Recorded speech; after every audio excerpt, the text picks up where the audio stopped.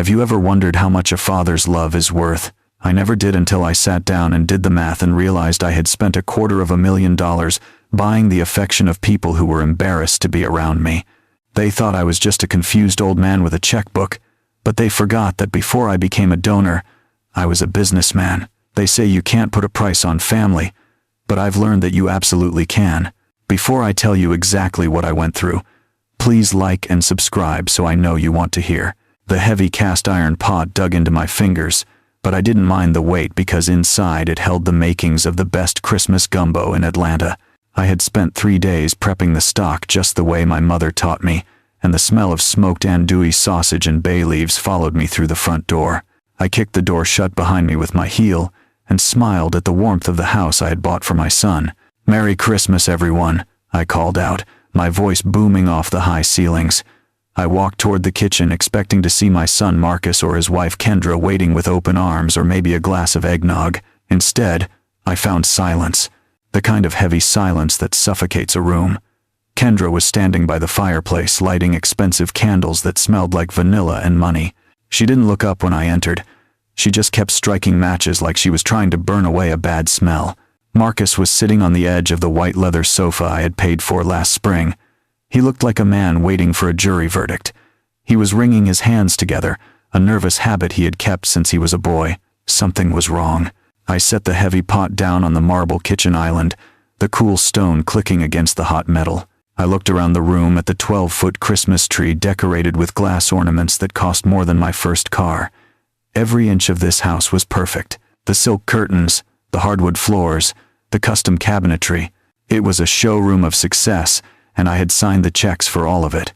"Marcus," I said, wiping my hands on a dish towel, "is everything okay? You look like you've seen a ghost." Marcus stood up slowly. He wouldn't meet my eyes. He looked at the floor, then at his wife, then back at the floor. "Dad," he started, his voice cracking, "we need to talk about tonight." I smiled, trying to lighten the mood. "Of course we do. I need to know what time you want dinner. The gumbo needs to simmer for at least 2 hours to get the roux just right." Kendra turned around then. She blew out the match she was holding and dropped it into an ashtray. Her face was perfectly made up, but her eyes were cold. "Actually, Isaiah," she said, using my first name instead of Dad. "That's what we need to discuss. We won't be having the gumbo this year." I blinked. I felt a cold knot form in my stomach. "What do you mean? It's tradition.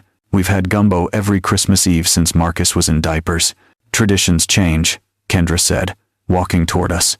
Her heels clicked sharply on the floor. "My parents are flying in from Boston this afternoon. They will be joining us for dinner." I felt a surge of relief. "Is that all? That's wonderful. The more the merrier. I can easily stretch the gumbo. There is plenty of crab and shrimp for everyone. Franklin and Eleanor will love it." Kendra stopped 3 feet away from me. She crossed her arms over her silk blouse. "No, they won't," she said. "You don't understand. My parents have a very delicate palate. They aren't used to heavy, spicy food. They prefer something more refined, a traditional roast." I looked at Marcus. He was staring at the wall like it was the most interesting thing in the world. "Okay," I said slowly. "I can make a roast. I can run to the store right now and pick up a prime rib. It's not a problem." "Dad, please," Marcus whispered. "Don't make this harder than it is." "Harder than it is?" I asked. "I'm trying to help. I'm trying to feed my family." "You aren't listening," Kendra interrupted, her voice sharp. "It's not just the food, it's the atmosphere. My parents are very particular. They are accustomed to a certain level of sophistication, a certain pedigree." The word hung in the air between us. Pedigree. Like we were talking about prize poodles instead of people. I looked down at my hands. They were rough, calloused from 40 years of laying brick and pouring concrete. 40 years of building the foundation that this ungrateful woman was standing on. "Are you saying I'm not sophisticated enough for your parents?" I asked quietly. Kendra sighed, the sound of someone dealing with a slow child. "Look, Franklin and Eleanor are intellectuals. They discuss art, politics, the market. They don't want to hear loud stories about construction sites or fishing trips. It just wouldn't be a good fit." I felt the blood rising in my neck. "I built a construction empire from nothing," I said. "I have dined with mayors. I have shaken hands with governors. I think I can handle a dinner conversation with a man who inherited his money. It's just for tonight, Dad, Marcus said, finally looking at me. His eyes were wet, but I didn't feel pity. I felt sick. Just for tonight. It would be better if you weren't here. The sentence hit me like a sledgehammer to the chest. Better if I wasn't here. In the house I paid for, on the furniture I bought, eating the food I provided. I looked around the room one last time. I saw the crown molding I had installed myself to save them labor costs. I saw the state-of-the-art sound system Marcus had begged for. I saw the life I had given them. And suddenly, I saw them. Really saw them. Not as my son and daughter-in-law, but as strangers. Strangers who viewed me as an ATM with a pulse. A utility bill they wanted to pay but didn't want to acknowledge. I see, I said. My voice was steady, steadier than my hands. Dad, Marcus took a step forward. We can do something tomorrow. Maybe breakfast? Or you can come by next week when things settle down. Next week, I repeated. When the important people are gone. When the embarrassment is out of the building. I reached out and picked up the heavy pot of gumbo. It was still warm. I understand perfectly, I said. I turned my back on them. I walked past the 12-foot tree. Past the silk curtains. Past the family photos on the mantel that showed a smiling Marcus graduating from the college I paid for. I opened the front door, and the cold December air hit me in the face. Isaiah, Kendra called out behind me. Her voice was lighter now that she had won. Don't be dramatic. Leave the pot. We might eat it later in the week. I paused in the doorway. I didn't turn around. Tell your parents I said hello, I said. And tell Franklin I hope the market is treating him well. I stepped out onto the porch and pulled the door shut behind me. The heavy latch clicked into place with a sound that felt like the end of the world.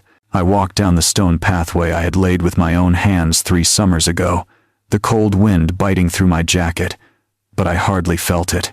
I was halfway to my truck when I heard it, the distinct metallic slide of the deadbolt throwing home behind me. Click. They hadn't just closed the door. They had locked it, immediately. Like they were afraid I might turn around and try to force my way back in with my gumbo and my blue-collar shame. That sound hurt more than the words. It was a sound that said, you are not just unwelcome, you are a threat to our happiness. I climbed into my Ford F-150 and sat there for a moment in the silence. The leather seat creaked as I leaned back, the familiar smell of old coffee and sawdust offering a small comfort. I looked up at the house one last time. The windows were glowing with warm golden light. It looked like a Christmas card, a perfect sanctuary for a perfect family, and I was the monster they had just banished to the dark. I started the engine, and the truck rumbled to life, a rough and honest sound in a neighborhood of silent luxury sedans. I pulled away from the curb and drove slowly through the winding streets of the gated community. Every house I passed was a monument to money, with manicured lawns that defied the winter and driveways paved with imported stone. But as I turned onto the main boulevard, the numbers started scrolling through my head like a ticker tape. I passed the granite sign for the subdivision, the one with the gold leaf lettering. I remembered writing the check for the down payment on that house because Marcus said he needed a safe neighborhood for the kids they were planning to have. $47,000. I gripped the steering wheel tighter. I passed the Chase Bank on the corner of Peachtree. That was where I signed the papers for the second mortgage on my own home. The loan officer had looked at me over his spectacles, his brow furrowed. He said, Mr. Vance, are you sure about this? You are putting a lot of equity at risk. I told him I was investing in my son's future. Investing. That was a funny word for it. An investment usually yields a return. My return was being told I wasn't sophisticated enough to eat dinner at my own table. The math started getting louder in my head, drowning out the radio. $3,200 every single month. That was the mortgage payment I covered, because Marcus said his salary was tied up in stock options that never seemed to vest. Then there was the country club membership fees, because Kendra needed to network with the right people. $600 a month. The lease on the BMW because a vice president needs to look the part. $800. The renovation for the guest bathroom because the original tile was too dated. $12,000. I pulled into a gas station parking lot and killed the engine because I couldn't see the road anymore. My eyes were burning, but not from tears. I needed to stop. The numbers were making me dizzy. I sat there watching people pump gas into their cars under the harsh fluorescent lights. They were just filling up a machine to make it go, and suddenly it hit me. That was exactly what I was to them. I wasn't a father. I wasn't a grandfather in waiting. I wasn't a patriarch. I was a fuel pump. I was a utility. I was the electricity that kept their lights on, and the gas that kept their house warm. You don't invite the power company to dinner. You don't ask the water meter to meet your parents. You just use them until they run dry, and then you complain when the service gets interrupted. A new feeling washed over me. It wasn't sadness anymore. It was something colder, something harder. It felt like the steel of a fresh I-beam before the concrete is poured. I reached into my pocket and pulled out my phone. My hand was steady now. I opened my banking app. The screen glowed blue in the dark cab of the truck, illuminating the lines on my face. I saw the pending transfer scheduled for tomorrow, the 25th of the month, Christmas Day. $3,200 poised to leave my account and land in theirs. Automatic, reliable, silent, just like me. I looked at that number. It represented my sweat, my aching back, my retirement, my late wife's memory. For 5 years I had been afraid that if I stopped paying they would stop loving me. But tonight I learned the truth. They never loved me. They loved the payment, and the payment was overdue. I stared at the screen, the digital numbers mocking me, and for the first time in 5 years, I didn't see a duty. I saw a weapon. The drive back to my own house was a blur of red taillights and white lines. But when I pulled into my driveway, the fog in my head finally cleared. My home was nothing like the palace I had just left. It was a solid brick ranch built in the 80s with a porch that needed painting and a roof that had seen better days. But it was mine, and more importantly, it was paid for. I walked into the silent kitchen where the ghosts of my past lived. I could almost see my late wife Sarah standing by the stove stirring a pot of beans, but tonight the house felt different. It didn't feel lonely. It felt like a command center. I didn't take off my coat. I walked straight down the hallway to the small room I used as an office. It smelled of old paper and lemon polish. I sat down at the heavy oak desk that had belonged to my father and unlocked the bottom drawer of the filing cabinet. The metal runners screeched in protest, a sound that echoed the tightness in my chest. Inside was a hanging folder labeled simply Marcus. It was the thickest file in the drawer. It was so stuffed with paper that the metal hooks were bending under the weight. I pulled it out and dumped the contents onto the desk. Receipts fluttered down like dead leaves. Bank statements, canceled checks, promissory notes that I knew would never be honored. I reached for my calculator, the old-fashioned kind with the large buttons and the paper tape roll, and I began to work. I needed to see the damage in black and white. I needed to quantify exactly how much my love had cost. I started with the most recent year, November 15th, $3,200 for the mortgage. October 15th, $3,200. September, August, July. The rhythmic clicking of the calculator keys filled the silence of the room. It was a hypnotic sound. Click, click, click. Another payment, another sacrifice. Another piece of my retirement gone to fund a lifestyle I wasn't allowed to participate in. I dug deeper into the pile. Here was a check for $12,000 from 2 years ago. I remembered that day vividly. Marcus had come to me with tears in his eyes saying the house had black mold and it was dangerous for Kendra. I wrote the check without hesitation. A week later I saw photos on social media of their new marble bathroom with a heated floor. There was no mold. There was just greed. Here was a credit card statement I had paid off. $7,000 for a family vacation to Aspen. A vacation they told me was a business trip. I looked at the itemized list. Ski lift tickets, 5-star dinners, spa treatments. I had paid for Kendra to get a hot stone massage while I was eating tuna sandwiches to save money on groceries. The paper tape from the calculator grew longer and longer, curling over the edge of the desk and pooling on the floor like a serpent. The numbers blurred, but I kept going. The private school tuition for grandchildren I was only allowed to see on scheduled holidays. The luxury SUV lease payments. The landscaping bills. The membership dues for the club where Franklin Sterling played golf. I finally hit the total button. The machine whirred for a second as it calculated the sum of my stupidity. $248,750. I stared at the number. It was $250,000. It was my life savings. It was the money Sarah and I had put away for travel, for illness, for peace of mind. I had poured it all into a bottomless pit of ungratefulness. I sat back in my chair and felt a strange sensation. It wasn't anger anymore. It was clarity. The kind of cold, hard clarity you get when you look at a blueprint and realize the foundation is cracked and the only solution is to tear it down. I looked at the clock on the wall. It was late, but I knew who I had to call. I picked up the phone and dialed a number I had on speed dial. It rang twice before a familiar voice answered. "Merry Christmas, Isaiah," the voice said. "This is a surprise. I didn't expect to hear from you until the new year." "Hello, James," I said. My voice was calm. Too calm. "I hope I am not disturbing your family time." "Not at all," James Henderson said. He was my private banker and had been managing my accounts for 20 years. He knew where every dime came from and he knew where every dime was going. "For you, Isaiah, I always have time. Is everything all right?" "No, James," I said. "Everything is not all right. But it is about to be. I need you to do something for me, and I need you to do it tonight." I heard the shift in his tone immediately. He went from friend to professional. "What do you need?" "I am looking at the standing transfer order for the mortgage on the Maple Drive property," I said. "I want you to cancel it." "Cancel it?" James asked. "For this month?" "No," I said. "Cancel it forever. Delete the instruction.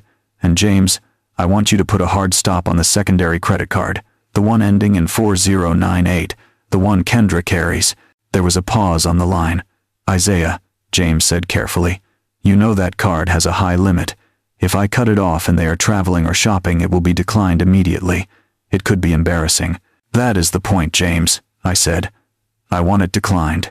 I want the accounts frozen. I want the access to the line of credit revoked. I want my signature removed from any guarantee on any loan associated with Marcus Vance." "I see," James said.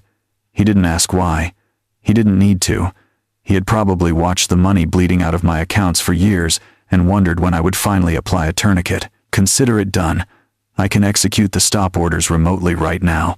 It will be effective instantly." "Thank you, James," I said. "One more thing. If they call you, and they will call you, you tell them nothing. You tell them to call me." "Understood," James said. "Merry Christmas, Isaiah." "Merry Christmas," I whispered and hung up the phone. I sat there in the dim light of my office, listening to the silence. It was done. The tap was turned off. The safety net was gone. I looked down at the long strip of paper on the floor covered in numbers. It looked like a receipt for a transaction that had finally been voided. I reached down and tore the paper off the machine. I crumpled it into a ball and tossed it into the trash can. Then I turned off the desk lamp and walked out of the room, leaving the darkness behind me. Mornings later, the sun was streaming through my kitchen window in a way that felt cleaner than it had in years. I sat at my small laminate table nursing a cup of hazelnut coffee and watching the birds fight over the feeder in the backyard. For the first time in a decade, my stomach wasn't tied in knots worrying about overdraft fees or pending transfers.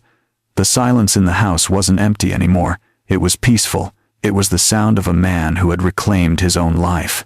My phone started buzzing against the hard surface of the table. It was a violent, angry sound that shattered the morning calm. I didn't need to look at the screen to know who it was.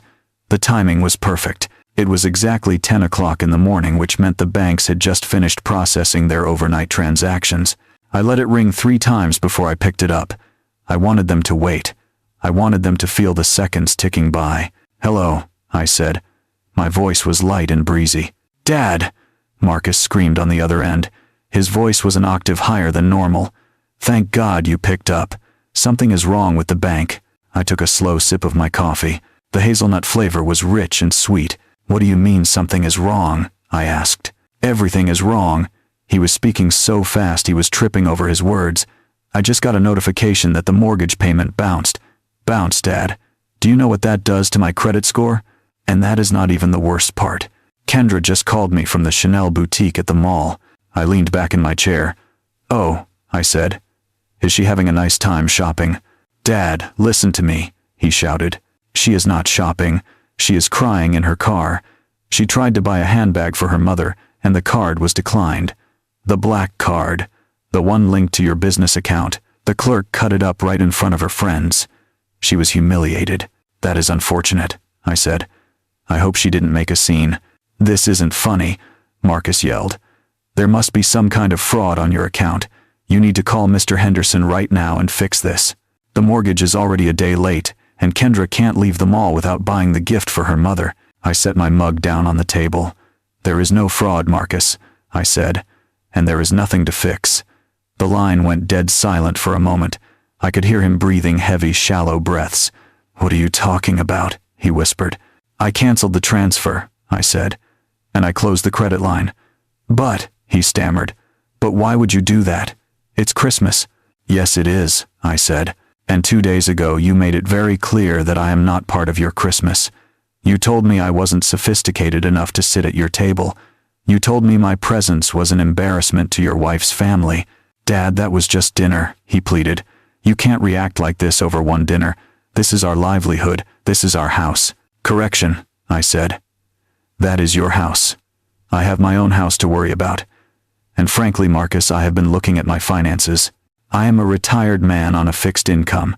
I can't afford to support 2 households, especially when one of them belongs to a vice president of a software company and his sophisticated wife." There was a pause, and then his voice changed. It got smaller. "Dad, please, we don't have the liquidity for this right now. We spent our bonus on the renovations. We need that money." I looked out the window at a cardinal landing on the fence. It was a flash of brilliant red against the gray winter sky. "I assume a big corporate man like you can handle his own light bill," I said. "You are always talking about how successful you are, how much better you fit in with the Sterlings than I do. Well, now is your chance to prove it." "Dad, wait," he said. "You can't do this." "I already did," I replied. "Tell Kendra," I said, "happy shopping." I ended the call and placed the phone face down on the table. The vibration stopped. The screaming stopped. The panic stopped. All that was left was the morning sun and the taste of good coffee. I picked up my newspaper and turned to the crossword puzzle. 7 across was a 5-letter word for liberation. I filled in the letters FREE and smiled. The dominoes had started to fall, and I had the best seat in the house to watch them land. Christmas Eve morning arrived with a sky the color of a bruised plum, threatening snow that everyone knew wouldn't stick. In Atlanta, the threat of winter was usually worse than the arrival, much like the threats my son had made about cutting me off from my grandchildren. I sat in my favorite armchair by the window, the one with the worn velvet upholstery that molded perfectly to my back, and watched the neighborhood wake up. Usually, this day would be a frantic sprint. For the past 5 years, December 24th meant I was running errands for Kendra, picking up the dry cleaning she forgot, fighting the crowds at Whole Foods for organic sage, or driving across town to fetch a specific bottle of wine that Franklin Sterling had mentioned once in passing. But today, my schedule was blank. The only thing I had to do was exist, and the freedom of it felt almost illicit. I took a sip of my tea and checked my watch. 10:47 in the morning. Right on cue, my phone began to buzz on the side table. It wasn't Marcus this time. It was Kendra. I watched the screen light up, her name flashing like a code red alert. She had probably spent the last 24 hours trying to get her credit cards to work, trying to bully bank managers, and trying to scream at customer service representatives who couldn't override a hard stop order initiated by the account owner. Now, desperation had forced her hand. She had to call the source. I let it ring until the very last second before sliding my thumb across the screen. "Hello, Kendra," I said, keeping my voice level and calm. "Isaiah," she snapped, skipping any pretense of holiday greeting. "We have a situation." "I assume you do," I said. "Marcus mentioned you were having some technical difficulties at the mall." "That is not what this is about," she hissed, though her voice had a tremor in it that betrayed her anxiety. She was in damage control mode. "That was a bank error. Marcus is handling it. This is about my parents. Franklin and Eleanor," I said. "I thought they were arriving this afternoon. Are they not joining you for the roast beef dinner?" "They are arriving at 2 o'clock, she said, her tone sharp enough to cut glass. "But the limousine service has made a clerical error. They claim the card on file was declined, which is ridiculous because it's the same card we use every year. I don't have time to argue with incompetent dispatchers right now. I have a dinner to supervise." I leaned back in my chair, smiling at the ceiling. A clerical error. She couldn't even admit the truth to herself. "That sounds stressful," I said. "What do you want me to do about it?" "I need you to pick them up," she said. It wasn't a request, it was a command. "You are the only one with a large enough vehicle who isn't doing anything important today. Marcus is trying to fix the Wi-Fi, and the caterers are running late. You have to go to Hartsfield-Jackson." The audacity was breathtaking. 2 days after telling me I wasn't good enough to sit at her table, She wanted me to serve as her parents' chauffeur. She wanted the man she had banned from Christmas dinner to drive through holiday traffic to fetch the people she had replaced me with. "You want me to pick up the Sterlings," I repeated slowly.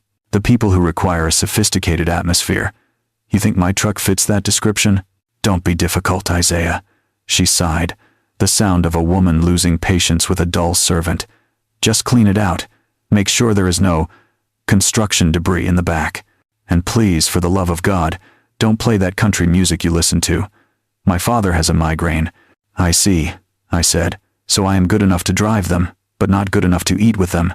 "We are not having this conversation again," she said, her voice rising. "This is about family helping family. If you care about your son's happiness, you will do this. Unless you want his in-laws to be stranded at the airport on Christmas Eve. Imagine how that would look." "Yes," I said softly. "Imagine. And Isaiah," she added, "wear something decent, not those work clothes, a suit, maybe the blue one you wore to the baptism. First impressions matter, and frankly, you represent us. We don't need you embarrassing us before they even get to the house." I felt a cold fire ignite in my chest. She was worried about me embarrassing them. The irony was so thick I could taste it. "Flight 404? I asked. "Flight 404 from Boston," she confirmed. "Terminal North, baggage claim 3. They land at 2. Don't be late. My father hates waiting." "I know," I said. "I'll take care of everything." "Good," she said, "and drive carefully. The last thing we need is an accident." She hung up without saying thank you. She hung up without wishing me a Merry Christmas. She just issued her orders and terminated the connection, confident that the old workhorse would do what he was told. I lowered the phone and looked out the window. The gray sky seemed a little darker now. "I'll take care of everything," I whispered to the empty room. I stood up and walked to the kitchen. I poured the rest of my tea down the sink. Then I walked to the hallway closet and pulled out my heavy wool coat. I wasn't going to wear the blue suit. I wasn't going to clean out the truck, and I certainly wasn't going to Hartsfield-Jackson International Airport. I walked to the wall where my landline phone hung, the old corded one I kept for emergencies. I reached out and pulled the cord from the jack. Then I took my cell phone, powered it down completely, and placed it in the junk drawer under a stack of takeout menus. Silence fell over the house, absolute impenetrable silence. I walked into the living room and picked up the book I had been meaning to read for 6 months. I walked to the kitchen and pulled a thick ribeye steak out of the refrigerator, one I had bought for myself. I seasoned it with salt and pepper, taking my time, massaging the spices into the meat. It was 11:15. Flight 404 was currently somewhere over Virginia. Franklin and Eleanor Sterling were sipping first-class cocktails, looking down at the clouds, expecting a limousine but willing to settle for a subservient Isaiah Vance. They were expecting a seamless transition from their luxury flight to their luxury daughter's luxury home. They were expecting the service they believed they were entitled to. I placed the steak on the counter to come to room temperature and returned to my chair. I opened my book to page 1. At 2 o'clock, when they walked out to the curb expecting a ride, I would be turning page 50. At 2:30, when they started checking their watches, I would be searing my steak. At 3 o'clock, when the panic set in, I would be opening a bottle of red wine. I settled into the velvet cushion and crossed my legs. "Merry Christmas, Franklin," I said to the empty air. "Welcome to Atlanta." The butter hit the hot cast iron skillet with a hiss that sounded like applause. I watched it foam and turn golden brown before I laid the ribeye into the pan. The smell of searing meat and rosemary filled the kitchen, replacing the lingering scent of the cleaning products I used to keep my bachelor life tidy. It was 2:45 in the afternoon. I poured myself a generous glass of Cabernet and leaned against the counter, watching the steam rise. In my mind, I wasn't just in my kitchen. I was standing invisibly at the baggage claim of Hartsfield-Jackson International Airport. I knew that airport better than I knew the back of my hand. I had built the parking deck in Terminal South back in '96. I knew exactly how cold the wind cut through the lower-level pickup area in December. By my calculation, Franklin and Eleanor had been standing at Carousel 3 for 20 minutes. They would have retrieved their matching Louis Vuitton luggage, the set that cost more than my first truck. Franklin would be checking his gold Rolex, tapping his foot in that impatient rhythm he used when a waiter was too slow with the wine list. Eleanor would be clutching her fur coat tight around her neck, looking around with that pinched expression of disdain she reserved for the general public. They would be scanning the crowd of drivers holding signs, looking for a man in a suit. They would be looking for the subservient Isaiah Vance. I turned the steak over. The crust was perfect, deep mahogany and crisp. At 3 o'clock, the denial would be turning into anger. I took a sip of wine and swirled the red liquid in the glass. I could imagine the conversation. Franklin would be ranting about incompetence. He would be telling Eleanor that help is impossible to find these days. He would be pulling out his phone to call Kendra, but Kendra wouldn't answer. She was too busy trying to supervise a catering team that was probably demanding cash up front because her credit card had been declined. And even if she did answer, what could she do?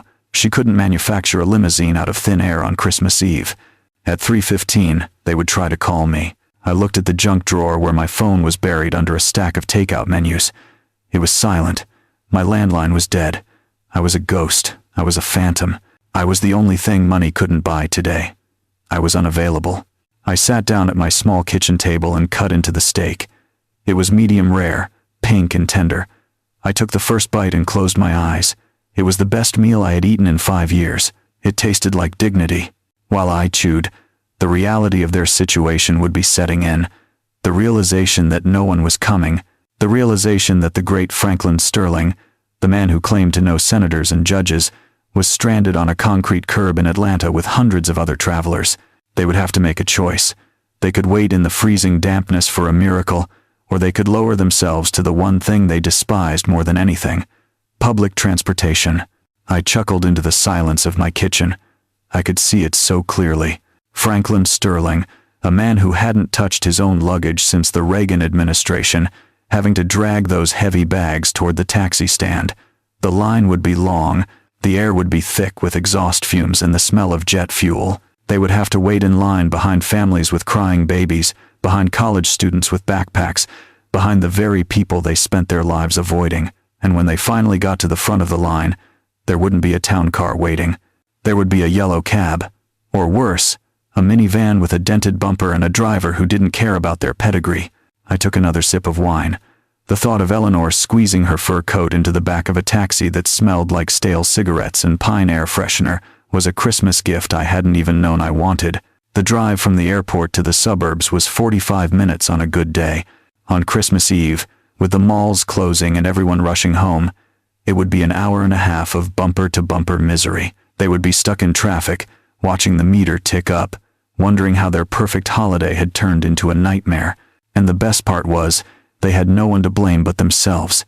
They were the ones who insisted on the sophisticated atmosphere. They were the ones who demanded a driver. I simply gave them the opportunity to experience the world without my subsidy. I finished my steak and wiped my mouth with a paper napkin. I didn't need linen. I didn't need crystal. I needed peace. And I had a house full of it. The sun began to dip below the horizon, casting long shadows across my backyard. The gray sky was finally making good on its threat, and small flakes of snow began to drift down past the window. It was beautiful. I carried my plate to the sink and washed it by hand, the warm water soothing my skin. I dried it and put it away. The kitchen was spotless.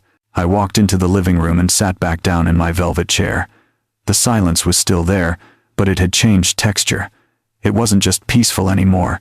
It was charged. It was the heavy, electric silence that comes right before a thunderstorm breaks. They were almost there. The taxi would be pulling off the highway soon.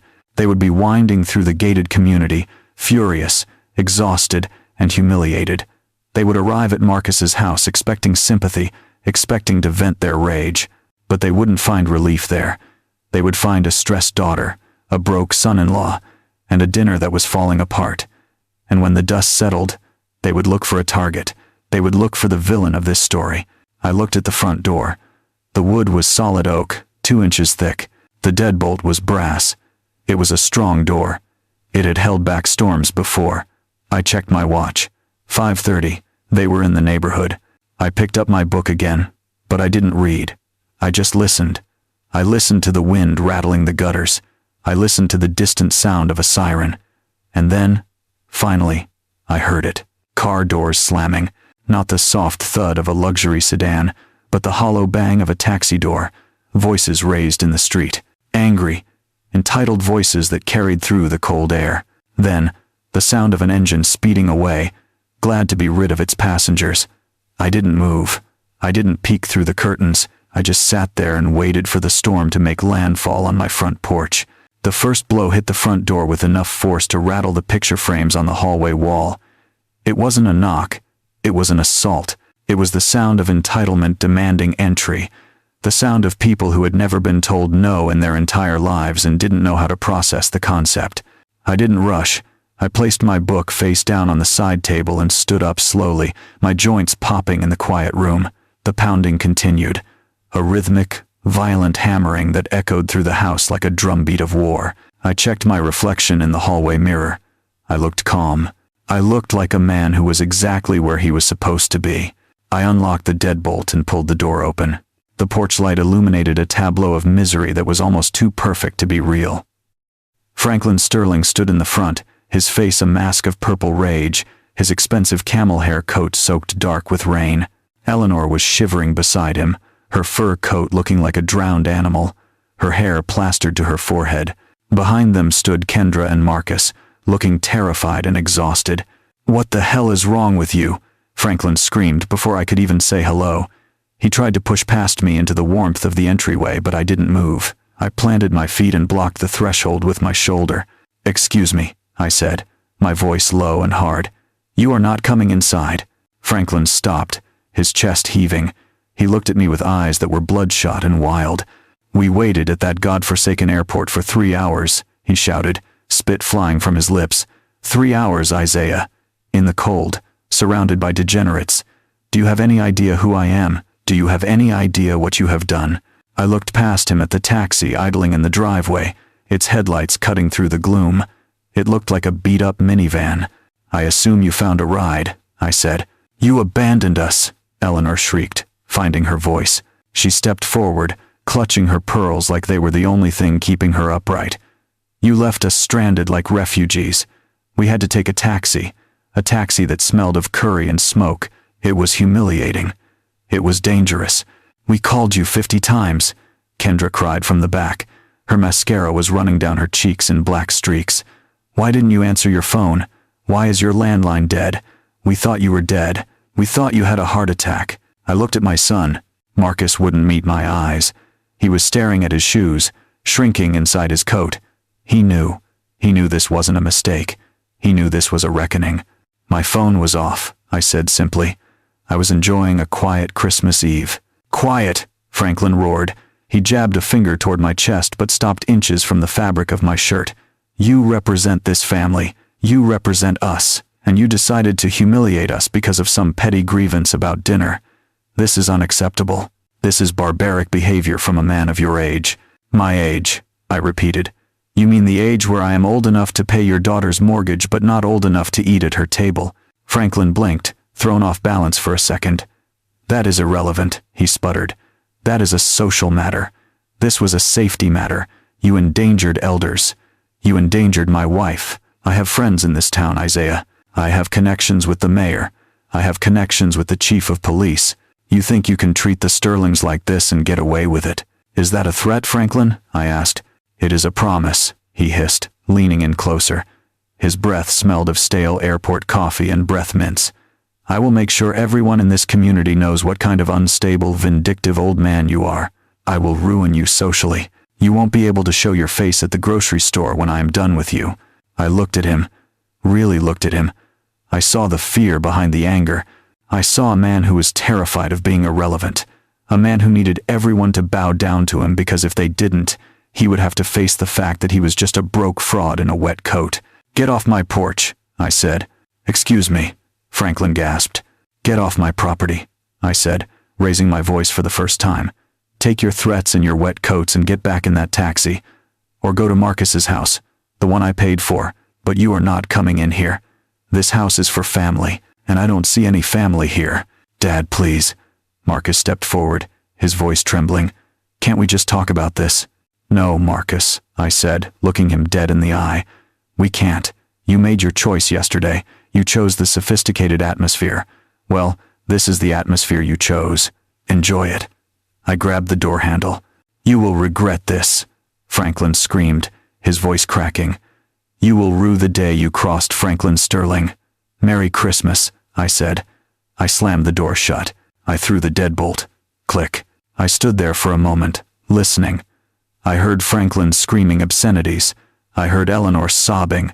I heard Kendra yelling at Marcus. And then, eventually, I heard them retreat. I heard the car doors slam again. I heard the taxi back out of the driveway and speed away into the night. I walked back into the living room. My heart was beating a little faster than normal, but it wasn't from fear, it was from adrenaline. It was the feeling you get when the demolition charges are set and you are holding the detonator. Franklin Sterling was going to declare war. He was going to use his connections. He was going to try to destroy my reputation. I picked up my book and sat back down in the velvet chair.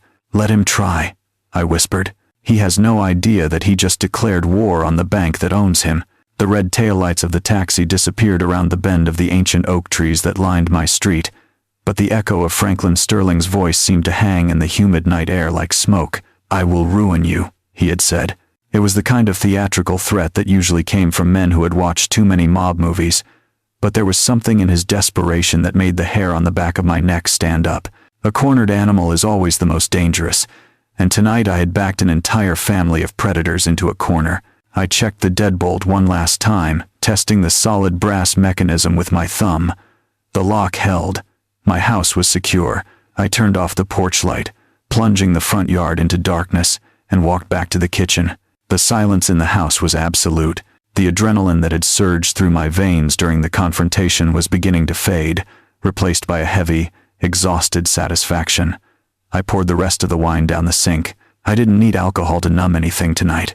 I wanted to feel every sharp edge of this victory. I went to bed that night and slept the deep, dreamless sleep of the innocent. For the first time in 5 years, I didn't wake up at 3 a.m., worrying about my bank balance, or wondering if I had remembered to transfer the tuition money for the grandkids. The burden was gone. Christmas morning broke with a brilliant, blinding sunshine that melted the few snowflakes that had managed to stick to the grass. I woke up at 7 without an alarm. The house was cold, so I put on my robe and slippers and walked to the kitchen to brew coffee. In years past, this hour would have been a frantic rush. I would have been loading the truck with presents I couldn't afford, double-checking the turkey I had spent 2 days prepping, and bracing myself for a day of passive-aggressive comments about my table manners. Today, the only schedule I had was my own. I made a pot of dark roast and carried a mug out to the back porch. The air was crisp and smelled of pine needles and damp earth. Somewhere across town, in a house I paid for, the Sterling family was waking up. I took a sip of coffee and let my imagination drift. I pictured the scene. The tension would be thick enough to choke on. Franklin and Eleanor, deprived of their luxury hotel standards, would be complaining about the thread count of the guest sheets or the water pressure in the shower.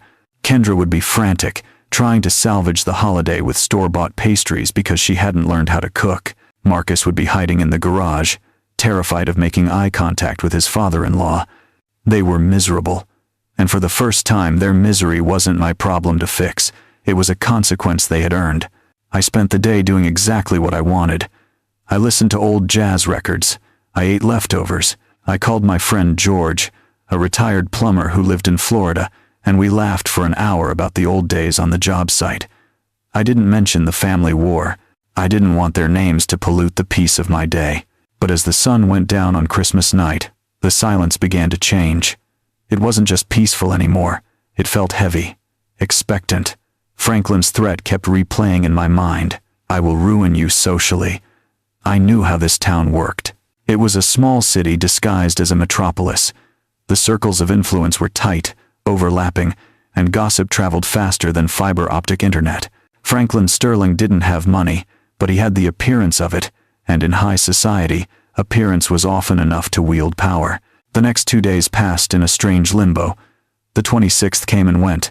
The 27th dragged on. I stayed close to home, catching up on chores, painting the trim in the hallway, fixing a leaky faucet in the guest bathroom.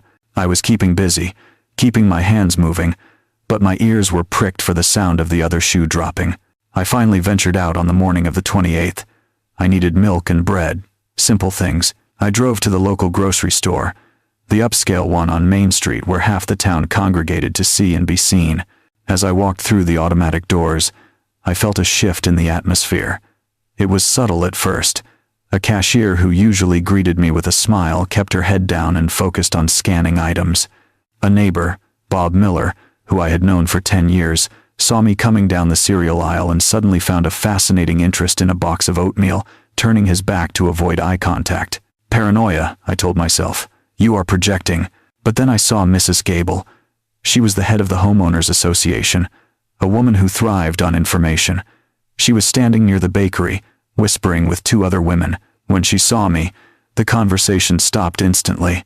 3 pairs of eyes locked onto me, cold and judging. It was the look you give a stranger who has wandered into a private club. It was the look of exclusion. I nodded to them. "Good morning, ladies." They didn't respond. Mrs. Gable pursed her lips and turned her cart around, marching away with the stiff indignation of someone who has just smelled something foul. I walked to the checkout line, my heart thumping a slow, heavy rhythm against my ribs. Franklin hadn't wasted time. He had been working the phones. He had been spinning a narrative. I didn't know what he had said, but I could feel the weight of it pressing down on the store. I paid for my groceries in silence, feeling the eyes burning into my back as I walked out. I drove home with a tight grip on the steering wheel. The war had moved from my front porch to the streets. They were trying to isolate me. They were trying to shame me. They thought that if they made me feel small enough, I would come crawling back with my checkbook open, begging for forgiveness just to be let back into the fold. I pulled into my driveway and sat in the truck for a long moment. They had underestimated me again. They thought shame was a weapon that would work on a man who had built his life with dirty hands and honest work. They didn't understand that I didn't care about their social circles. I didn't care about their whispers, but I needed to know exactly what they were saying. I needed to know the shape of the lie so I could dismantle it. The answer came the next morning. It was waiting for me at the end of my driveway, rolled up in a plastic bag, damp with dew, the Sunday edition of the community newspaper. I walked out in my robe to retrieve it, the morning air biting at my ankles. I unrolled it on my kitchen table, smoothing out the creases. I didn't have to look far. It wasn't on the front page, but it was close enough. Page 3, a section usually reserved for charity galas and local business profiles. There, staring back at me, was my own face. It was an old photo, taken 5 years ago at a ribbon-cutting ceremony for a library I had helped build. I looked younger, happier. Above the photo, the headline was printed in bold, black letters that screamed accusation. I sat down slowly, my hand resting on the newsprint, feeling the cold ink under my fingertips. I took a breath and began to read the story that Franklin Sterling had concocted to destroy me. Local senior endangers prominent family in holiday airport abandonment. The headline screamed at me from the kitchen table. It was printed in bold black ink that seemed to vibrate with accusation. I read it twice to make sure I wasn't hallucinating. My name was in the first sentence. Dennis Isaiah Vance, a retired local contractor, was cited for endangering the welfare of visiting elderly relatives during a severe winter weather event. I set my coffee mug down slowly. My hand was shaking, not from fear, but from a rage so cold it felt like ice water in my veins. I leaned over the paper and began to read the article, dissecting every word, every lie, every twisted half-truth. According to the report, Franklin and Eleanor Sterling, distinguished guests from Boston, were left stranded at Hartsfield-Jackson International Airport for over 4 hours without transportation or communication. The article described the conditions as life-threateningly cold, painting a picture of 2 frail, helpless grandparents shivering on a desolate curb while a winter storm raged around them. I looked out the window at my backyard. The grass was still green in patches. The winter storm they described had been a light dusting of snow that melted before it hit the ground. It had been 40 degrees. Chilly, yes. Life-threatening, absolutely not. But the weather report was the least of the lies. I continued reading, my eyes narrowing as I reached the quotes. Franklin had been busy. We were terrified. Franklin was quoted as saying, "We waited for hours. Mr. Vance had confirmed he would pick us up, but he never arrived. He wouldn't answer his phone. We were forced to navigate a dangerous city alone at night to find emergency transportation. We are just grateful we survived without hypothermia." I snorted out loud in the empty kitchen. Emergency transportation. They took a taxi that millions of people take every day. He made it sound like they had crossed the tundra on a dog sled. But then I reached the fourth paragraph, and the snort died in my throat. This was the kill shot. This was the poison pill Franklin had buried in the center of the story to make sure I stayed down. Family members have expressed concern about Mr. Vance's declining mental state in recent months, the article read. Sources close to the family suggest a pattern of erratic behavior, confusion, and sudden outbursts of anger. This incident appears to be the culmination of a long struggle with cognitive decline. I sat back in my chair, the breath knocked out of me. Cognitive decline, erratic behavior. They were playing the senility card. It was brilliant. It was evil, but it was brilliant.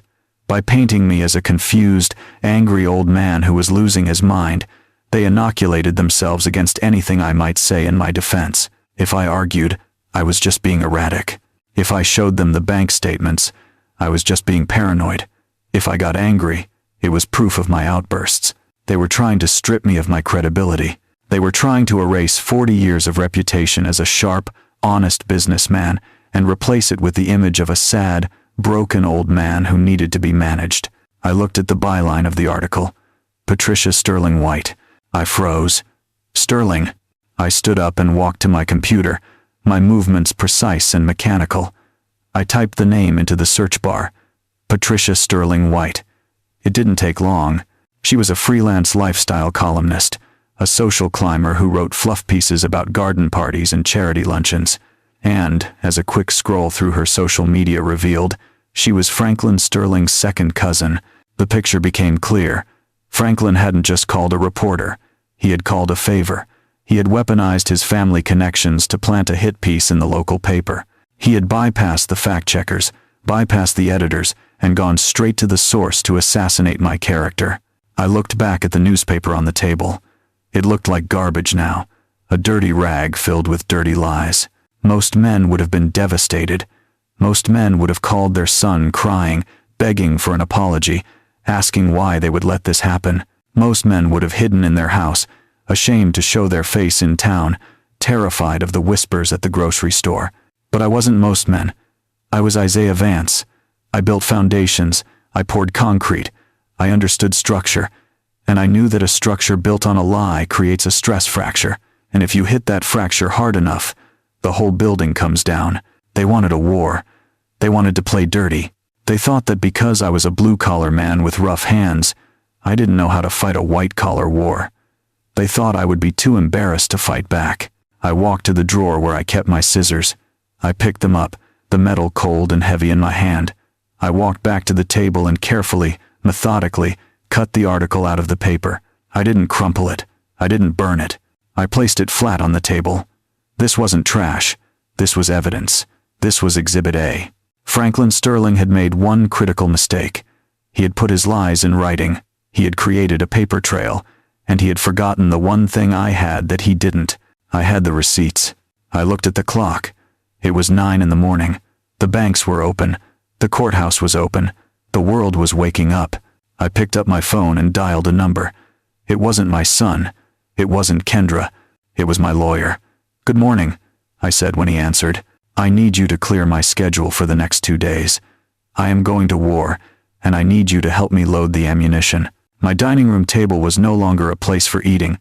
It was a battlefield. I had spread out every piece of paper that defined my relationship with my son and his in-laws, transforming the mahogany surface into a map of deception. The lawyer had advised patience, telling me that libel suits took time, but I didn't have time. I had something better. I had the truth, and I had a printer that was full of ink. I sat down at my laptop and cracked my knuckles. In the construction business, you learn very quickly how to vet a client. You learn how to look past the shiny suit and the firm handshake to see if they actually have the cash to pay the bill. You learn to check the foundation before you bid on the renovation. I applied that same forensic scrutiny to Franklin Sterling. I started with the Massachusetts Public Records Database. A man who bragged as much as Franklin usually left a trail, and I wanted to see where it led. I typed in his name and hit search. The little wheel on the screen spun for a moment, and then the results populated. I leaned in closer, squinting at the screen. I expected to find nothing. I expected to find clean hands and old money. What I found made me laugh out loud in the empty room. Franklin Sterling, The man who summered in the Hamptons and claimed to know senators had filed for Chapter 11 bankruptcy protection not once, but 3 times, 1998, 2008, and most recently just 4 years ago. I clicked on the property tax records for his estate in Boston. There were 3 liens against the house. 3. He was leveraged to the hilt. He was borrowing from Peter to pay Paul, and Paul was getting impatient. The man was a house of cards in a camel hair coat. He wasn't rich. He was broke. He was drowning in debt and using his arrogance as a life raft. I printed the bankruptcy filings. The printer whirred to life, spitting out the pages that proved Franklin Sterling was a fraud. Then I turned my attention to my daughter-in-law. I opened Kendra's Instagram profile. It was a public account, of course. Vanity always requires an audience. I scrolled back through the timeline, looking for specific dates. I found a photo from 2 years ago. It was a picture of the new kitchen, the white marble gleaming under the recessed lighting. Kendra was posing with a glass of wine, leaning against the island. The caption read, "Finally finished our dream kitchen. So proud of us for making this happen. #blessed, #self-made." I reached into my file box and pulled out the canceled check for $18,000, the check that had actually paid for that marble. I held it up to the screen. Self-made. I took a screenshot of her post. I printed it. Then I taped a photocopy of my check directly underneath it. I found another post, a photo of Marcus and Kendra on a ski slope in Aspen. The caption said, "Enjoying the fruits of our hard work." I printed it. I stapled it to the credit card statement I had paid off that month. The statement that showed $4,000 in lift tickets and hotel charges. I worked for hours. I was a forensic accountant of my own exploitation. I matched every lie they told online with the financial reality I had lived. I created a timeline of support. November 1st, mortgage payment. October 1st, mortgage payment. September 1st, tuition payment. By the time the sun went down, I had 12 stacks of paper arranged on the table. 12 perfect little dossiers. I picked up a box of manila folders I had bought at the office supply store. I placed the documents inside, arranging them with care. First, the newspaper article they had planted about me being senile and dangerous. I circled the date. Next, the bank statements from the last 5 years, highlighting the monthly transfers that proved I was the only reason they had a roof over their heads. Then, the bankruptcy filings for Franklin Sterling, proving that the man judging me couldn't even manage his own checkbook. And finally, the social media posts juxtaposed with my checks, the proof that their entire lifestyle was a performance funded by the man they had just spit on. I closed the first folder and smoothed the tab. It felt heavy. It felt like justice. I repeated the process 11 more times. 12 folders for 12 guests. I knew exactly who would be at their New Year's Eve party. It was the same crowd every year. The gossip mongers, the social climbers, the people who read the community newspaper and believed every word. They thought I was sitting at home, crying over my ruined reputation. They thought I was confused and frail. They thought I was beaten. I stacked the 12 folders neatly in my leather briefcase. I snapped the latches shut. The sound echoed in the quiet house like a gunshot. I wasn't going to sue them. That was too sterile, too private. A lawsuit happens in a courtroom with sealed records. No, I was going to give them exactly what they wanted. They wanted a sophisticated atmosphere. I was going to bring them some required reading. They wanted to talk about pedigree. I was going to show them the family tree of their own hypocrisy. I walked to the window and looked out at the dark street. The new year was coming, and for the Sterling family, it was going to start with a bang. New Year's Eve arrived with a sky that was pitch black and starless, the kind of heavy darkness that makes artificial light look too bright and desperate. I stood in my bedroom looking at the tuxedo hanging on the back of the door. It was a custom-made garment, midnight blue wool with a black satin lapel, the kind of suit that cost more than Franklin Sterling's first car. I hadn't worn it in 3 years. The last time I put it on was the night the Chamber of Commerce gave me their Lifetime Achievement Award. That night, I had stood on a stage in front of 500 people who respected me. Tonight, I was wearing it to face 12 people who thought I was a senile charity case. I knew about the party because I knew everything about that house. I knew the security codes, and I knew that Marcus and Kendra were desperate to throw the event of the season to prove that the rumors about their financial trouble were false. They needed to show the world that the declined credit card was just a glitch. They needed to show that the Sterlings were still royalty. It was going to be a gala of smoke and mirrors, designed to dazzle the very people who were whispering about them behind their backs. I showered and shaved, taking my time with the razor, clearing away the gray stubble to reveal the hard jawline underneath. I splashed cold water on my face and looked at the man in the mirror. I didn't see the confused elderly relative from the newspaper article, saw a predator. I saw a man who had negotiated million-dollar contracts with a handshake. I dressed slowly, treating it like a ritual. The crisp white shirt with the French cuffs, the onyx cufflinks that had belonged to my father, the suspenders, the cummerbund. I tied the bow tie by hand, my fingers moving with muscle memory. When I slipped the jacket on, it felt like armor. It changed my posture. It made me stand taller. It reminded me of who I actually was before I let this family convince me I was nothing more than a wallet. I walked out to the garage, bypassing my work truck. Tonight was not a night for the Ford F-150. Tonight was a night for the '67 Cadillac DeVille. She was parked in the corner under a canvas cover, a sleeping giant of black steel and chrome. I pulled the cover off, revealing paint that shone like liquid oil. I had restored her myself, bolt by bolt. She was heavy. She was powerful. She was a relic from a time when things were built to last, and substance mattered more than style. I opened the heavy door and slid onto the bench seat. The smell of old leather and gasoline filled my nose, a scent that felt more like home than the house I was living in. I placed the briefcase on the passenger seat next to me. It sat there like a silent partner, 12 dossiers packed with enough truth to level a city block. My date for the evening. I turned the key and the V8 engine roared to life, a deep guttural growl that shook the concrete floor of the garage. I let her idle for a minute, warming up the fluids, listening to the mechanical symphony of American steel. I backed out into the night, the headlights cutting a bright path through the darkness. The drive to the gated community was smooth. The Cadillac floated over the asphalt, insulating me from the bumps in the road. I turned on the radio, finding a station playing classical music, The Ride of the Valkyries. It felt appropriate. When I reached the gates of the subdivision, the guard looked at the car, then at me. He was a young kid, new to the job. He didn't recognize the vehicle, but he recognized the authority. He saw the tuxedo. He saw the car that screamed old money. He didn't ask for a name. He didn't ask for an invitation. He just pressed the button and the iron gates swung open, welcoming the wolf into the sheep pen. I drove slowly through the winding streets, passing houses that were dark and quiet. But as I rounded the final curve onto Maple Drive, the night exploded with light. Marcus's house was lit up like a cruise ship. Spotlights washed the brick facade in white. Landscape lights highlighted the trees. Through the massive front windows, I could see the chandeliers sparkling and silhouettes moving with drinks in their hands. Cars lined the street. Mercedes, BMWs, Lexus SUVs. It was a parking lot of leased luxury. I pulled the Cadillac right up to the front, ignoring the space the valet was trying to point me toward. I wasn't going to park down the street. I parked directly in front of the walkway, blocking the entrance.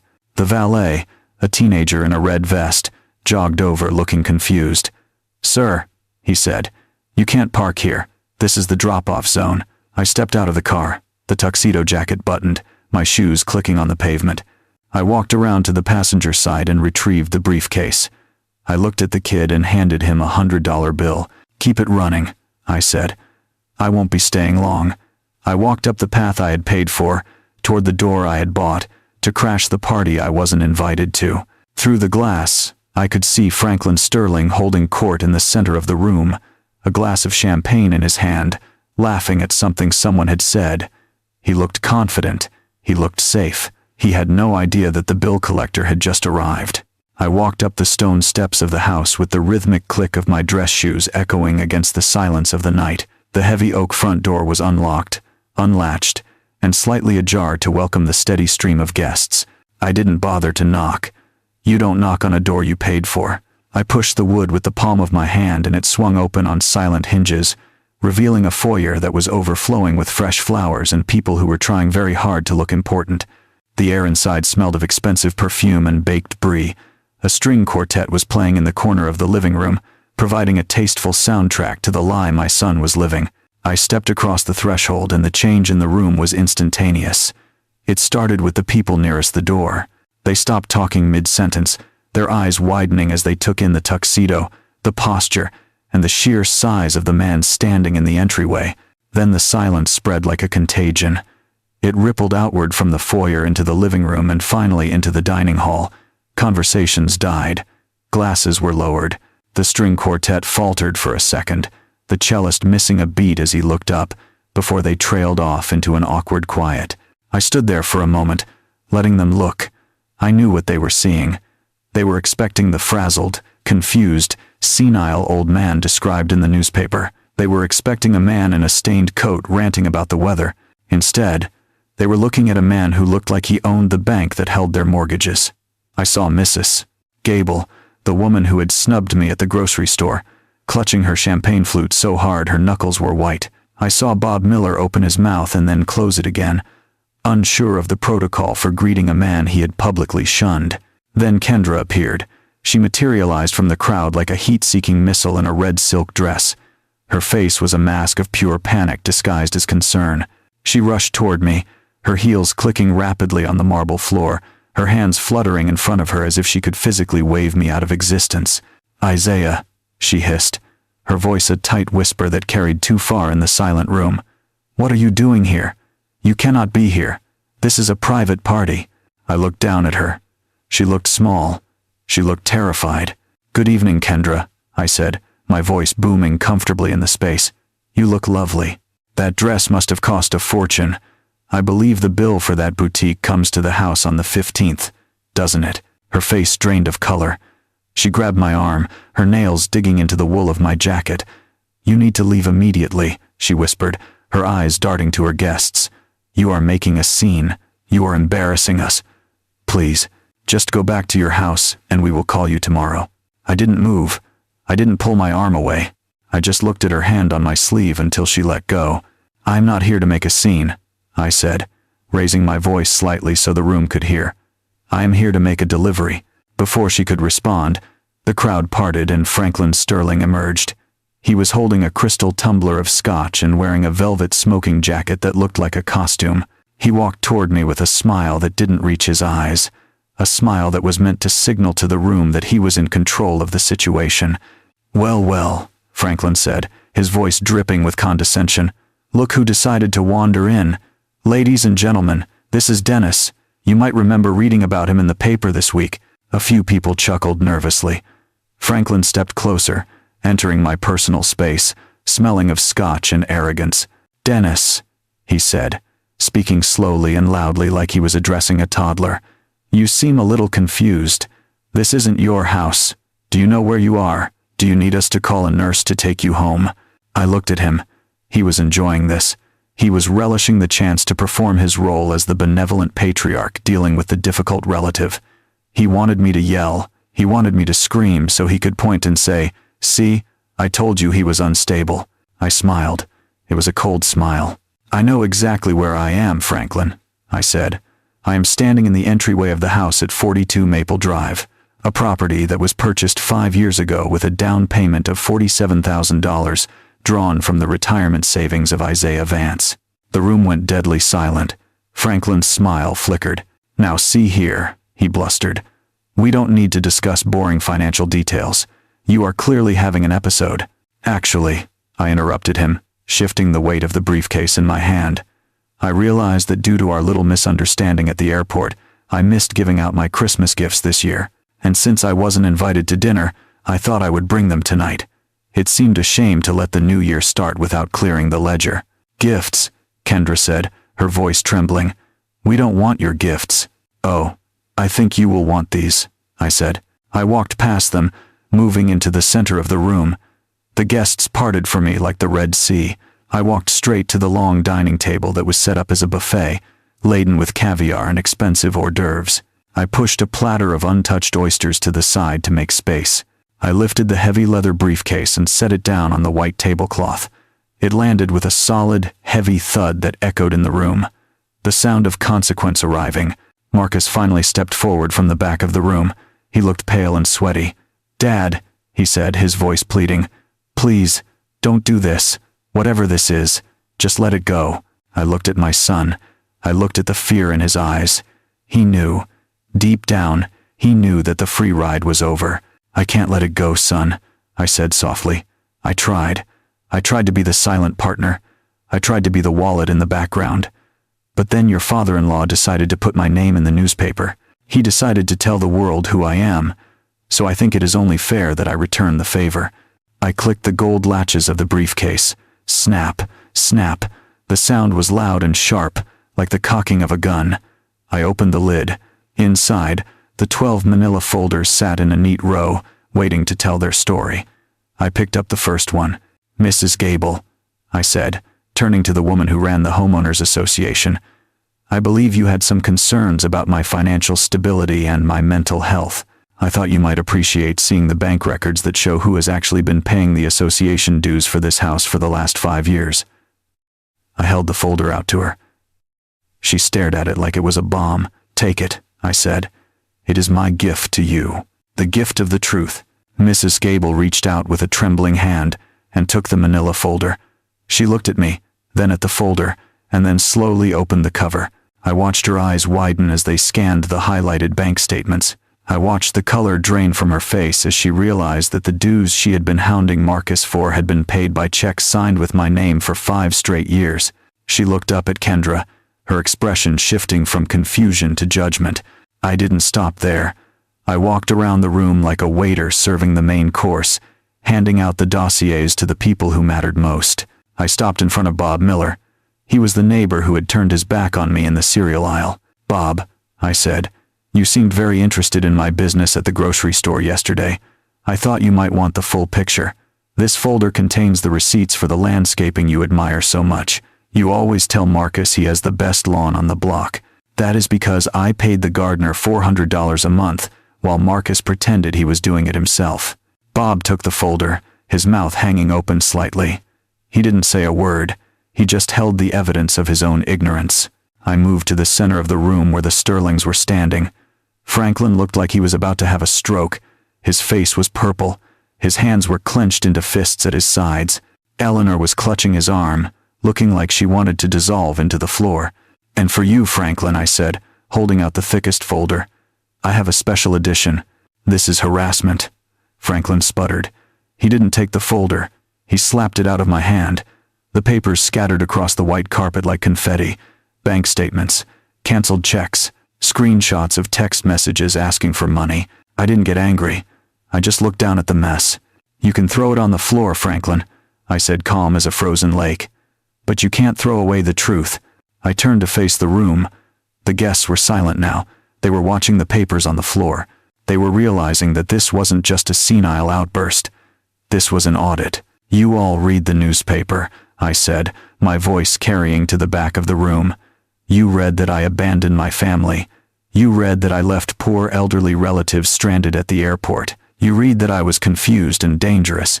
I paused, letting the words hang in the air. "But let me tell you what really happened. I didn't abandon anyone. I simply stopped paying." I walked back to the table and picked up a master ledger I had printed out. "For 5 years," I said, reading from the sheet, "I have transferred $3,200 on the 15th of every month to the account of Marcus and Kendra Vance. That is the exact amount of the mortgage payment for this house." I looked at Mrs. Gable. She was reading along in her folder. She nodded slowly. "On the 1st of every month," I continued, "I paid $800 for the lease on the BMW sitting in the driveway, the one Franklin arrived in tonight." I looked at the valet kid who was still holding my briefcase. He looked terrified. "On September 1st, I paid $12,000 for the private school tuition for my grandchildren. Grandchildren, I am told I am not sophisticated enough to eat dinner with." The room was so quiet you could hear the ice melting in the champagne buckets. "Franklin Sterling told the reporter that I was erratic," I said. "He told the world I was losing my mind. But looking at these numbers, I don't see confusion. I see consistency. I see a man who loved his son enough to bleed his own retirement dry for 5 years." I turned to Marcus. He was crying now, silent tears running down his face. "November 15th, I read, $3,200. October 15th, $3,200. September 15th, $3,200. I dropped the paper onto the table. $248,000, I said. "That is the total. That is the price of admission to this sophisticated life. That is the cost of the atmosphere you are all enjoying tonight. I looked at Kendra. She was staring at the floor, unable to look at her guests. So when I refused to drive to the airport on Christmas Eve, I continued. It wasn't because I was confused. It was because the bank of Isaiah Vance was finally closed.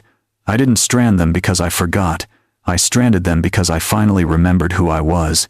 A woman in the back, someone I didn't know, whispered loud enough to be heard. "Oh my God," she said. "He paid for everything." The spell broke. The guests started murmuring. The looks of judgment that had been directed at me 5 minutes ago were now turning toward Franklin and Kendra. The narrative was flipping. The villain was becoming the victim, and the victims were being revealed as parasites. But I wasn't done. I looked at Franklin Sterling, who was staring at the papers on the floor with a look of pure hatred. I had exposed the cost of the house. Now it was time to expose the cost of the man. Franklin stood there shaking, his face a mottled map of rage and humiliation. He looked like a man who was watching his own funeral while he was still alive.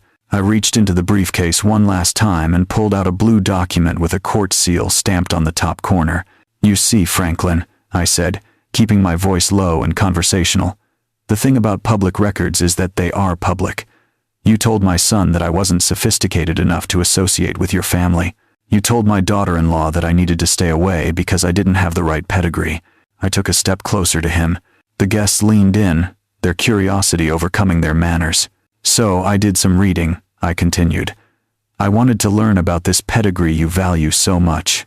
And do you know what I found?" Franklin lunged for the paper, but I stepped back easily. "Don't," I warned him. "It doesn't become a man of your station." I held the document up for the room to see. "I found 3 separate filings for Chapter 11 bankruptcy protection," I said. "One in 1998, one in 2008, and the most recent one just 4 years ago." A collective gasp went through the room. Mrs. Gable covered her mouth with her hand. "You talk about class, Franklin," I said, my voice hardening. "But according to the Commonwealth of Massachusetts, you haven't been solvent since the Clinton administration. You have 3 liens on your house in Boston. You have maxed out credit lines that you are struggling to service. You are drowning in debt." "Lies!" Franklin screamed, his voice cracking into a high-pitched squeal. "This is slander. I will sue you for everything you have." "You can't sue me with money you don't have," I said calmly. "And these aren't lies. These are court documents. Case number 49201. I tossed the document onto the table next to the pile of bank statements. It slid across the tablecloth and stopped right in front of Bob Miller. He looked down at it and then looked at Franklin with an expression of pure disgust. "You came into my town," I said, addressing the trembling man in the velvet jacket. "You ate the food I paid for. You slept in the guest room I renovated. And you had the audacity to look down your nose at me because I worked with my hands." I paused, looking around the room at the faces of the social elite. "I may have dirt under my fingernails sometimes," I said, "but I have something you will never have, Franklin.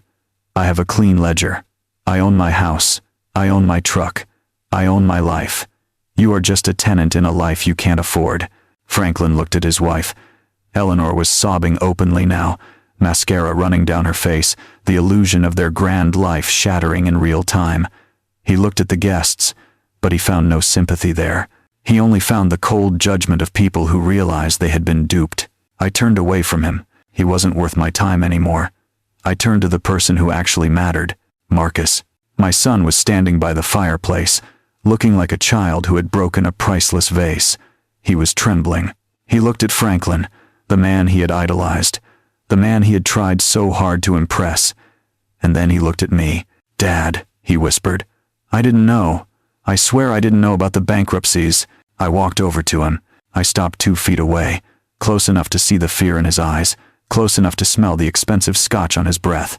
"It doesn't matter if you knew about his money, Marcus," I said softly. "It matters how you treated me." He flinched as if I had hit him. "I bought you this life because I loved you," I said. "I paid the mortgage because I wanted you to be safe. I paid for the cars because I wanted you to be successful.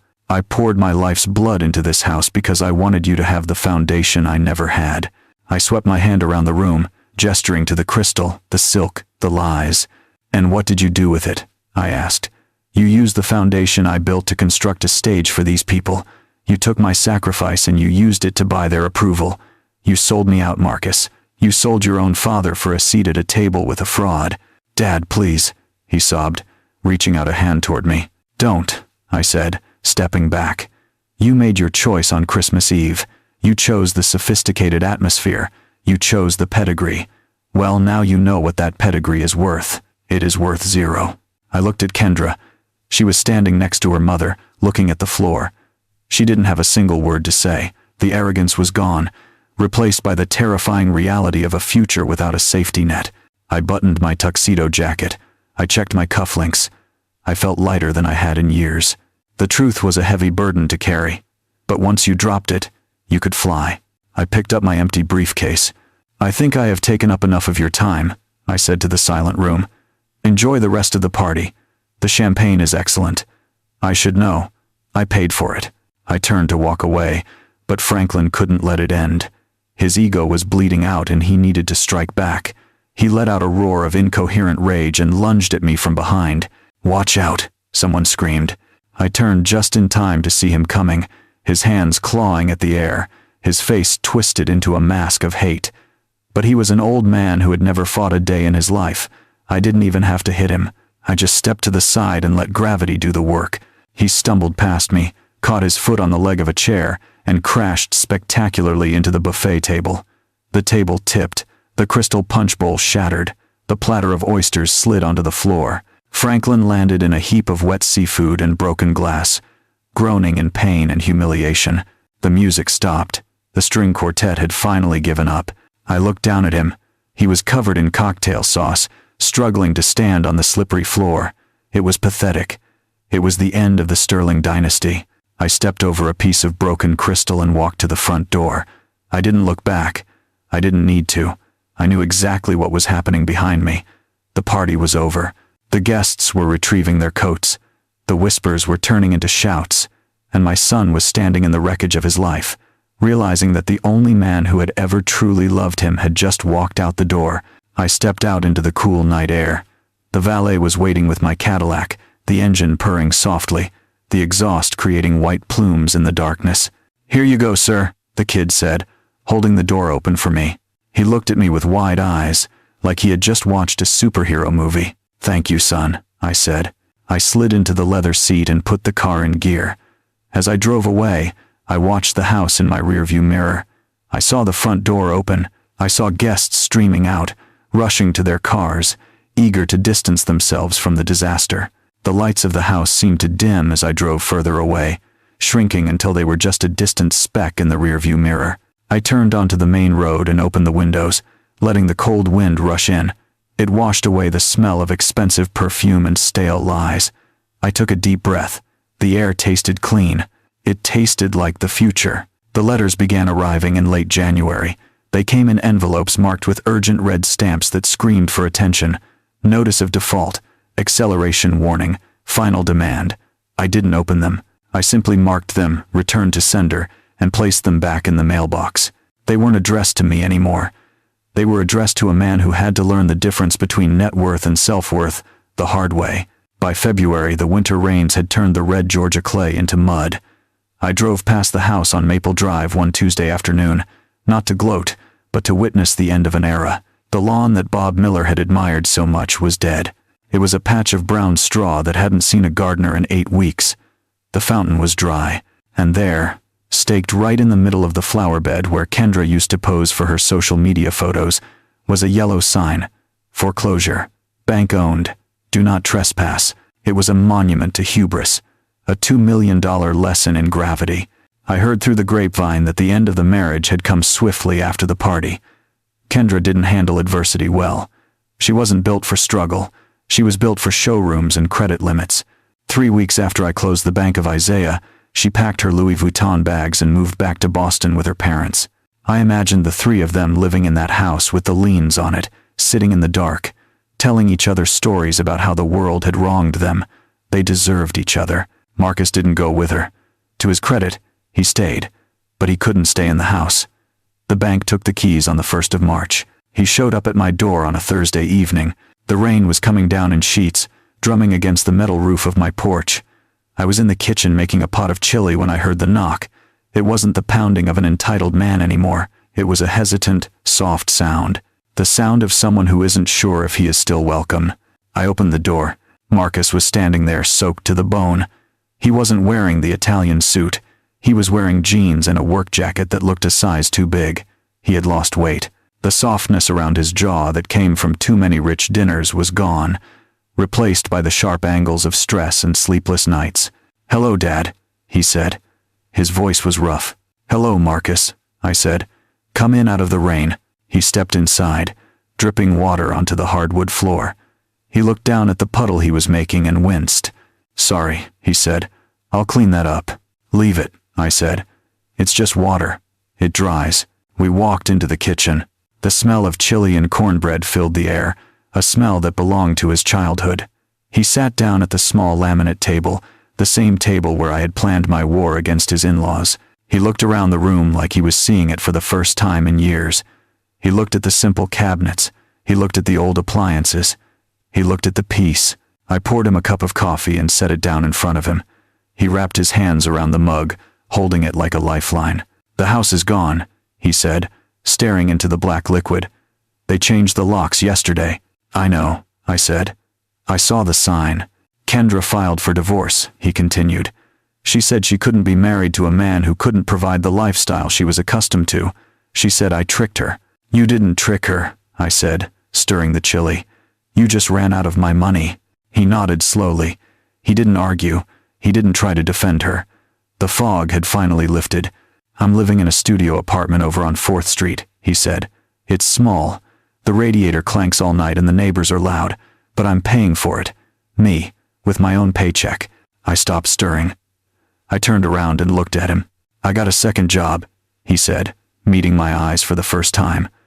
"I'm working nights at the distribution center, loading trucks. My soft hands are getting blisters, Dad." "Good," I said. "Blisters are good for the soul. They remind you that you are alive." He took a sip of the coffee.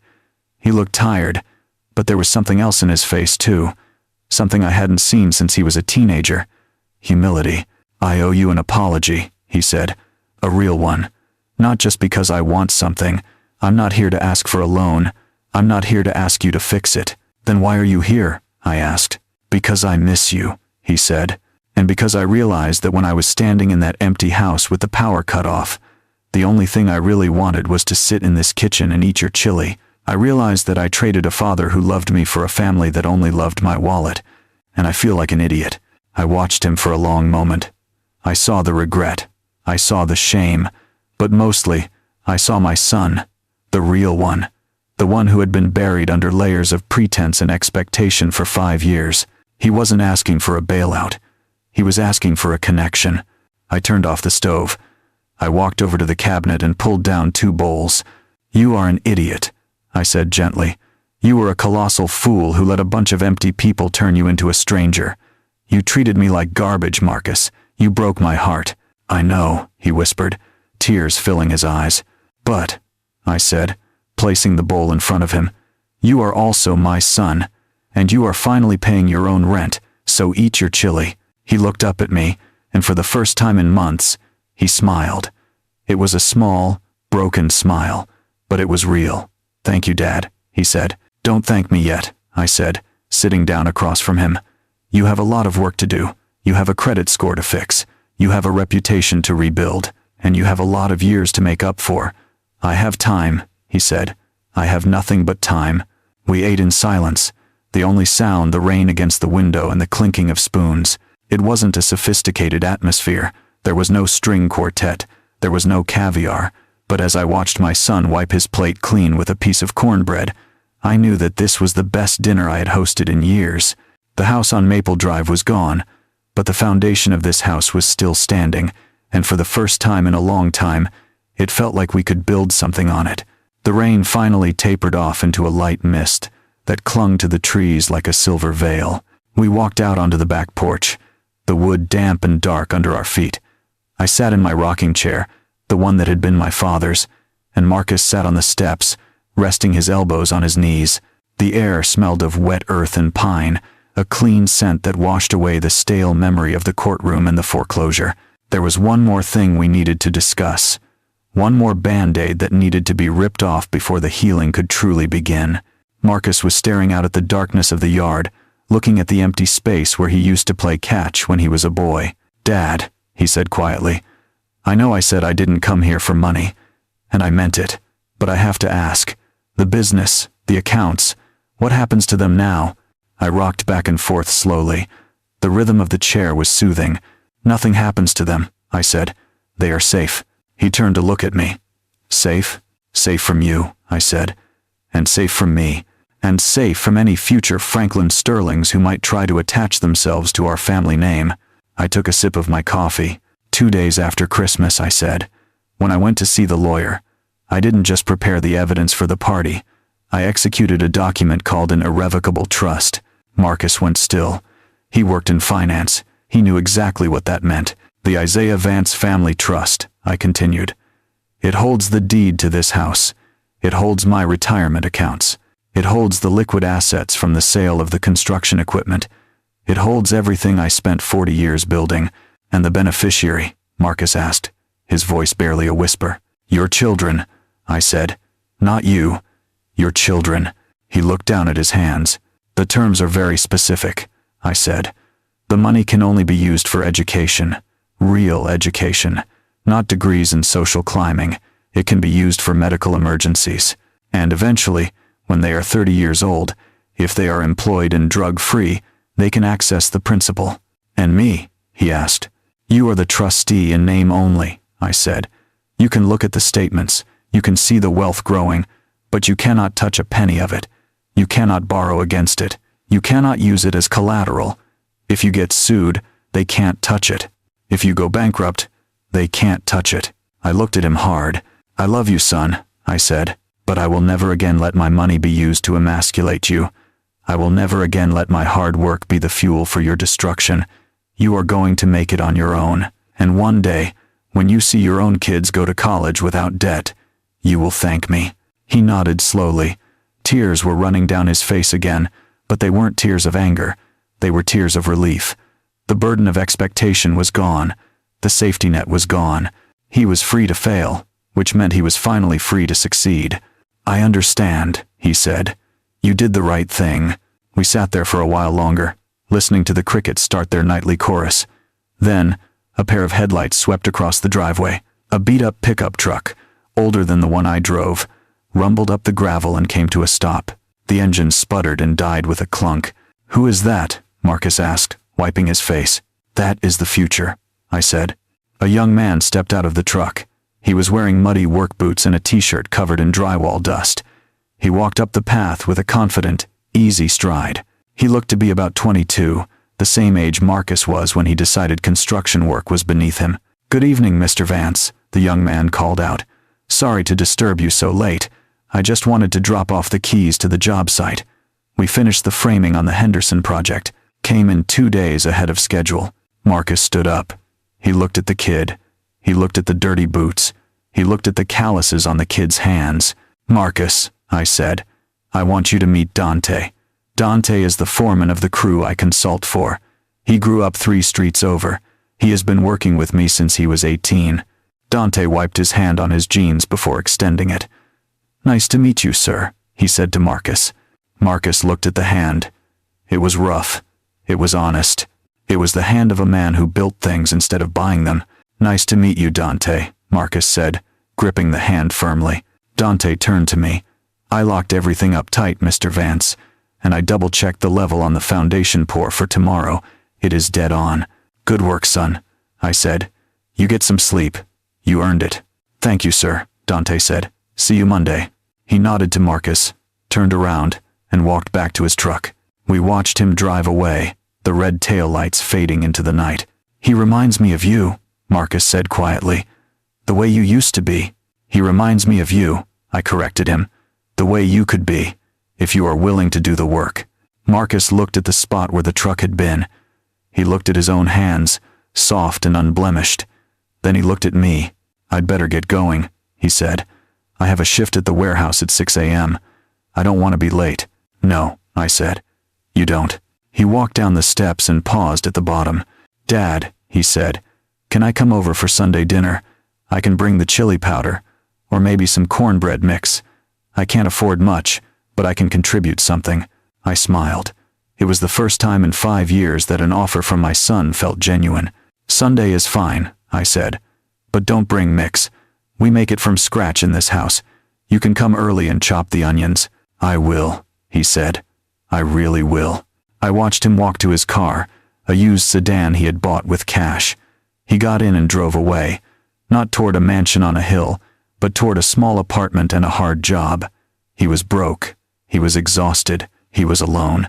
But as I watched him go, I knew he was richer than he had been in years. I sat on the porch for a long time after he left.